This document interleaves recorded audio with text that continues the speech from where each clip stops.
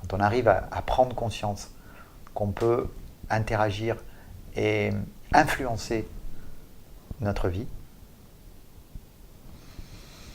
il ne peut plus rien nous arriver.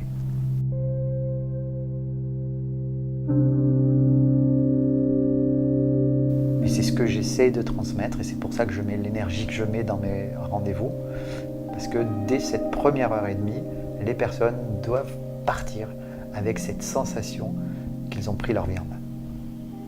Quand on est soi-même investi dans quelque chose, on va chercher toujours la même réponse à sa question. L'idée d'aller voir une personne neutre, un tiers, c'est justement, il y a un acte tarifé, il est payé pour ça. Il est payé pour voir chez nous ce que nous n'arrivons pas à voir nous-mêmes. Nous agissons de manière automatique, la part de l'inné, la part de l'acquis. C'est essayer de réconcilier cet inconscient et ce conscient pour pouvoir prendre des décisions éclairées. Très souvent, la propre toxicité vient de nous.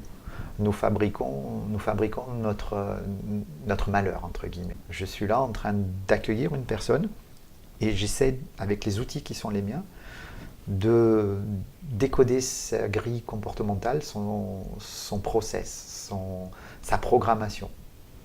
On va essayer de comprendre sa grille de programmation pour essayer de changer quelques algorithmes pour lui permettre d'être encore plus libre et encore plus performant. Issu du monde de l'entreprise, je me suis inspiré, et grand passionné de sport, je me suis inspiré de mon expérience pour la dupliquer auprès du particulier. Et que ce soit les chefs d'entreprise, que ce soit les sportifs de haut niveau, ils ont besoin de prendre des décisions rapidement. Donc c'est pour ça que mes actions sont à mi-chemin entre cette thérapie et ce coaching et en one-shot et en approche directe pour pouvoir justement permettre d'avoir un résultat. J'interviens beaucoup en thérapie de couple et en thérapie familiale systémique.